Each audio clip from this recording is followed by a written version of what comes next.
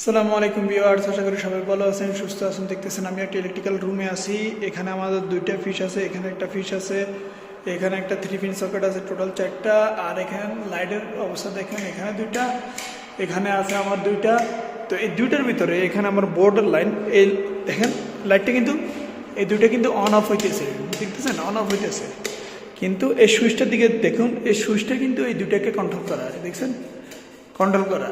কিন্তু সুইচের দিকে লক্ষ্য করবেন সমস্যাটা কোথায়, যদি একটু লক্ষ্য করেন দেখুন, এই দেখেন এটা টাচ সুইচের মতো হয়ে গেছে, কোনো প্রকার বন্ধ হইতেছে না, বাস অটোমেটিকলি অন হইতেছে। আর যদি একবার বন্ধ হয় তাহলে অটোমেটিকলি অফ হয়ে থাকে, অন হয় না।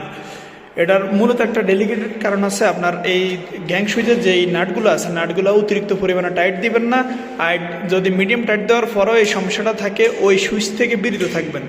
আর এই সুইচটার একটা সমস্যা হলো এটার ভিতরে সাউন্ড হয়, তার মানে কি এই সুইচটা আপনাদের নেওয়া ভালো না।